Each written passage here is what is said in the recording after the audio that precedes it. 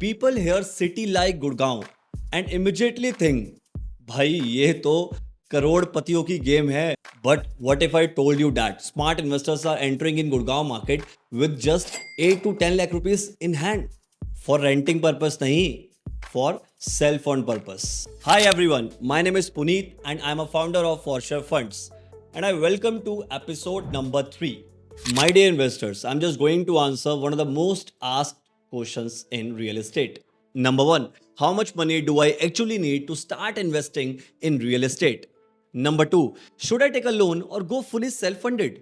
And number 3, ऐसी कौन सी mistakes हैं जो हर एक बिगिनर इन्वेस्टर को अवॉइड करनी चाहिए before investing in real estate? Yes, I agree with you. Gurgaon has million rupee homes in DLF and golf course road, but इसके साथ साथ गुड़गांव में ऐसे भी मल्टीपल अपॉर्चुनिटीज हैं जो एक बिगिनर इन्वेस्टर के लिए बजट फ्रेंडली है. एंड डू यू नो, जिनका इन्वेस्टमेंट साइज भी 25 lakhs to 30 lakhs है. Sounds unbelievable? Then stay with me. Because in this video, I'm just going to tell कि एक बिगिनर इन्वेस्टर को कितना पैसा लगाना चाहिए अपनी फर्स्ट रियल एस्टेट इन्वेस्टमेंट के लिए. पता है, आप इंडिया के किसी भी स्टेट में रियल एस्टेट इन्वेस्टमेंट करने जाओ, हर एक एरिया पे, हर एक जोन में, लोकेशन के अकॉर्डिंग, उसकी डेवलपमेंट के according, right, there number of factors जिस पे ये डिपेंड करता है कि वहाँ की रियल एस्टेट इन्वेस्टमेंट की ग्रोथ कितनी होगी. अब हो सकता है कि ऑब्वियसली बात है कि कहीं अगर डेवलपमेंट कम है तो वहाँ प्राइस कम होंगे, कहीं डेवलपमेंट ज़्यादा है वहाँ प्राइस ज़्यादा होंगे, कहीं लैंड है, कहीं अपार्टमेंट है. I can understand the number of factors जिन सब पे डिपेंड करता है कि रियल एस्टेट के प्राइजेस क्या होंगे. But it doesn't mean that कि जिसके पास पैसा कम है वो रियल एस्टेट में इन्वेस्टमेंट ही कर सकता है. पहले तो अपना ये मिथ ही खत्म कर दो कि रियल एस्टेट में इन्वेस्टमेंट वही करेगा जिसके पास पैसा करोड़ों में होगा. You know, real estate isn't about how much you have. Real estate is about how smartly you can invest. As I told you earlier, जैसे हम गुड़गांव की बात करें, वहां पे करोड़ के ऑप्शंस हैं तो वहां पे लैक्स में भी ऑप्शन है. सो आप कितना स्मार्टली अपनी इन्वेस्टमेंट को प्लान कर रहे हो वो सब डिपेंड करता है कि आपकी रियल एस्टेट इन्वेस्टमेंट कितनी अच्छी और बेटर है. लाइक जैसे अगर हम इंडिया में बात करें, अब धुलेरा कॉन्सेप्ट निकल के आ रहा है, धुलेरा एक स्मार्ट सिटी बन रही है, राइट. तो वहां पे इन्वेस्टमेंट लैक्स में भी है, करोड्स में है, बट लैक्स में भी है. तो इट डजंट मीन दैट कि you can't earn the ROI. Matter ये करता है कि आप आरओआई कितना कमा रहे हैं, राइट. आपकी इन्वेस्टमेंट इतनी मैटर नहीं करती, उसके ऊपर रिटर्न का परसेंटेज अगर सेम आ रहा है आपको तो you did the best investment. See, if I take an example of Gurgaon, तो वहां पे बात करें तो वहां पे कॉन्सेप्ट है अफोर्डेबल प्रोजेक्ट्स का. मे बी आपके स्टेट्स में भी होगा. ये गवर्नमेंट का प्रोजेक्ट है जिसकी फुल फॉर्म है प्रधानमंत्री आवास योजना, राइट. ये बिल्डर्स को एक कॉन्सेप्ट दिया जाता है कि आप वहां पे अफोर्डेबल प्रोजेक्ट बनाओ within affordable prices, so that कि जो एक नॉर्मल लोग हैं, नॉर्मल रेंज के लोग हैं, वो भी अपना एक हाउस वहां पे ले सकें, राइट. तो अगर मैं बात करूं तो गुड़गांव में भी 25 लाख से लेके 30 लाख तक ऐसे बहुत सारे अफोर्डेबल कॉन्सेप्ट्स आए हैं जो मैंने भी अपनी रियल लाइफ में देखे हैं, राइट. और even I can give you an example also. Let's say you are targeting a property within 30 lakh rupees in Gurgaon और वो एक अफोर्डेबल प्रोजेक्ट है और मे बी उसकी लोकेशन 92 93 सेक्टर भी हो सकती है, 88 सेक्टर भी हो सकती है, जहाँ पे there number of affordable projects जो अभी रिसेंटली वहां पे लॉन्च हुए हैं. सो इस एग्जांपल में हम समझते हैं कि डाउन पेमेंट क्या रहेगी, स्टैम्प ड्यूटी क्या रहेगी, और just I am explaining you. अगर 30 लाख रुपीज का अपार्टमेंट है तो डाउन पेमेंट उसकी हम 20% भी लगा लें तो which comes around 6 lakh rupees. And secondly stamp duty plus अगर रजिस्ट्रेशन की कॉस्टिंग लगा लें तो which will come around 2 lakh rupees. और उसके साथ साथ अगर हम ब्रोकरेज भी पकड़ लें around 30K to 50K something, और उसमें अगर मैं इंटीरियर प्लस सेटअप की कॉस्टिंग भी जोड़ लूं अराउंड 1 लाख से 2 लाख रुपीज की अप्रॉक्स, तो एक गुड़गांव जैसी मार्केट में अफोर्डेबल यूनिट के अंदर अराउंड 8.5 लाख से लेके 9 लाख रुपीस में आपकी एंट्री हो जाएगी. और रेस्ट ऑफ द अमाउंट जो है उसको आप लोन ले सकते हो. और लोन भी जैसे as I said in my previous video, तो आपको 80 से लेके 90% तक का लोन भी मिल जाएगा. ऑब्वियसली बात है, it depends upon your CIBIL और आपकी एग्जिस्टिंग में कितनी ईएमआईज रनिंग में है. इन सब पे डिपेंड करता है कि आपको कितना लोन परसेंटेज मिलेगा. एंड सेकेंड ऑप्शन, आप फुल फाइनेंसिंग सेल्फ फंड से भी कर सकते हैं. एंड यू नो, इस तरह के एग्जांपल्स तो I have seen in my experience number of times. तो ऐसा कुछ नहीं है कि ये फेक है. ये सब एग्जांपल्स तो मैंने बहुत बार देखे हैं, आप अपने किसी नियर वन से भी you can easily ask.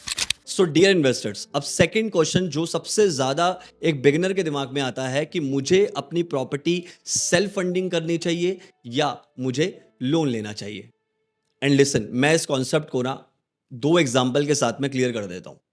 I am just not going to tell you कि क्या डेफिनेशन है, वो मैं बहुत बार बता चुका हूँ। I am just giving you 2 real life examples जिसके through you can easily understand कि हमें लोन पे जाना चाहिए या सेल्फ फाइनेंसिंग करना। एक मेरा क्लाइंट है मिस्टर आकाश, जिसकी एज है 29 years. Recently he bought a property in sector 88 है गुड़गांव, और जिसकी वैल्यू है अराउंड 25 लाख रुपीस। और उसमें अगर हम बात करें तो he has paid down payment of 20%, so which is coming around 5 lakh rupees. And apart from that उसका EMI समथिंग है 18,000 समथिंग उसका EMI है, और जो वो EMI पे करेगा।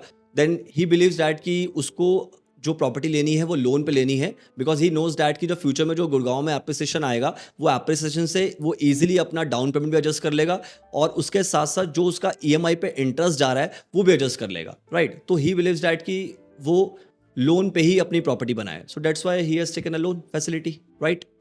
और ऐसी मेरा एक और एग्जाम्पल है with the name of Rajesh, जिसकी एज है 45। उसके पास एक अच्छा खासा फंड था एंड ही सेड कि नहीं सर मुझे लोन पे नहीं लेना, और उसने जो इन्वेस्टमेंट करी वो अराउंड 60 लाख रुपीस की करी। उसका उसने फिर CLP बेस पे पेमेंट करना स्टार्ट कर दिया। That is a construction link plans होते हैं गुड़गांव में, जिसमें हर एक कंस्ट्रक्शन के कंप्लीशन पे पेमेंट जाती है। तो उसने वो फैसिलिटी ली और वो उस पर जितनी पेमेंट करेगा वो सेल्फ फाइनेंसिंग ही करेगा, बिकॉज ही बिलीव्स दैट जब ये प्रॉपर्टी मेरी डेवलप्ड हो जाएगी तब मैं रेंटल इनकम अर्न करूंगा, right. I don't want to pay EMI plus interest, right. So सबका अपना अपना ऑप्ट है। एक क्लाइंट का ऑप्ट था मुझे लोन फैसिलिटी लेनी है तो उसने लोन फैसिलिटी ले ली, एक क्लाइंट का ऑप्ट है मुझे सेल्फ फाइनेंसिंग करना है तो वो सेल्फ फाइनेंसिंग कर रहा है, राइट। सो डियर इन्वेस्टर, अब मैं आपको वो मिस्टेक्स बताने जा रहा हूं जो आपको अपनी फर्स्ट रियल एस्टेट इन्वेस्टमेंट करने से पहले नहीं करनी, बिल्कुल भी नहीं। काटा मार देना और नोट कर लेना ये सब बातों को। Mistake number 1, poor location. कहीं ऐसा मत करना कि मेरे पास फंड कम है तो जो बिल्कुल बेकार लोकेशन हो वहीं पर ही इन्वेस्ट कर लो। आई सेड यू ना, invest smartly. Number 2, no paper work check. ऐसा मत करना कि इन्वेस्ट करने से पहले उसके पेपर्स चेक ना करो, उसका रेया लाइसेंस चेक ना करो। तो बिफोर इन्वेस्टिंग उसका रेया लाइसेंस, उसके रजिस्ट्री के डॉक्यूमेंट्स, अगर वो property already ready to move in पे आ चुकी है और अगर वो प्रॉपर्टी आपकी अभी फ्रेश है, वो अभी डेवलप नहीं हुई है, तो वहाँ पे रेया लाइसेंस और बिल्डर, ये सब चीज़ें ज़रूर चेक करना। फॉर एग्जाम्पल, अगर आप 30,000 rupees on a monthly basis EMI पे कर सकते हैं अकॉर्डिंग टू योर एलिजिबिलिटी, तो आप उसको 40 कर दो, 50 कर दो, 60 कर दो, so that you can earn better ROI और आपकी इन्वेस्टमेंट अच्छी जगह हो जाए। बिकॉज एट द एंड क्या होगा, ये सारी प्रॉब्लम आपके सर पे आ जाएगी, आप EMI नहीं पे कर पाओगे और प्रॉपर्टी भी सेल नहीं कर पाओगे, राइट। क्योंकि उस टाइम पे अगर आपको उसका बायर नहीं मिला तो आपके तो सारे पैसे खराब हो गए ना। तो बजट को ओवर स्ट्रेच मत करना please. And mistake number 4, no exit strategy. ऐसा ना हो कि आपने एग्जिट करने की स्ट्रैटेजी बनाई ही नहीं। मतलब आपने सोचा आज मैं प्रॉपर्टी परचेज करता हूं और वहां से पैसा निकाल के मैं इस प्रॉपर्टी पे लगा देता हूं और इस प्रॉपर्टी को मैं 6 महीने में निकाल दूंगा। देख लेना कि जहां प्रॉपर्टी मैं परचेज करने जा रहा हूं वो प्रॉपर्टी कहीं मेरी 2 साल में, 3 साल में, 4 साल में कब निकलेगी। वो एग्जिट देख के ही निकलना। And 5th one is emotional decision. ऐसा मत करना कि इन्वेस्टमेंट के चक्कर में डिसीजन इमोशनली ले लो। इन्वेस्टमेंट में डिसीजन लॉजिकल होते हैं, इमोशनल नहीं होते हैं। So let's recap. नंबर 1, आप गुड़गांव मार्केट में एंटर कर सकते हो 8 से 10 लाख रुपए में। सेकेंडली, अगर आप अमीर नहीं भी हैं कोई फर्क नहीं पड़ता, आप फाइनेंशियली स्मार्ट होने चाहिए। Number 3, if you plan well तो आपकी फर्स्ट इन्वेस्टमेंट ही आपको बहुत अच्छा ROI देके जाएगी, I am damn sure. And my dear investors, if you are still wondering can I afford to invest right now और नॉट, या if you have any confusion regarding investment opportunity, तो आप simply मुझे call कर सकते हैं। Description में मेरा नंबर मेंशन है, आप मुझे व्हाट्सअप कर देना। Definitely I will reply you, I will try to answer each and every question. And dear investor, if you liked my video, then kindly share, subscribe and comment जरूर कर देना boss. So मिलते हैं next episode में। Bye bye.